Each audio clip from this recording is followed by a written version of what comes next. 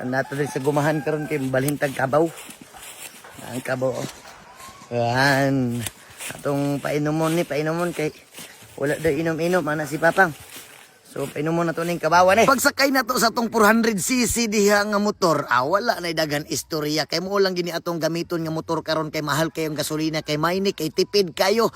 Imo lang ingnon nga haw. Basta mao lang gyud ang imong iingon aning kabawa, wala na dagan istorya, muhunong gina siya pero diha grabe na hurot na gyud akong haw pero di gyud muhunong kay ngano grabe na gyud niya kauhaw. Unya hapit ko nahulog. Unya paglabtik nako sa iyang pangilong diya witik pinalabtik pangilong sa kabaw gihigog ikaw, kabuang. Uhaw na kaibaw? Isa ba?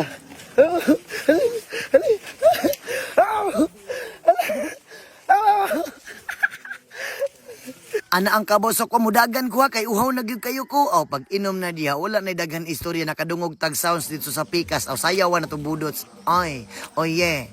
Arigato. Pagkahuman og inom sa kabaw, istorya din ta sa ato ang mga kaagi sa una. Kinig yung kabawa dako gikinig tabang kaysa ko sa una kay mao ni ang muhatag sa ako kwarta kay ngano. Mao ni akong katuwang sa buhay manghakot og kupra, saging, lubi, uling bisag unsa among kargahon duha. Hangtod lang gyud ko nga makakwarta makapalit o bugas para na ko kapalit o gatas ni Apollo sa unang higayuna mo nang pasalamat kay kuaning kabawa kay grabe gyud ang tabang ani sa akong kinabuhi. Ha!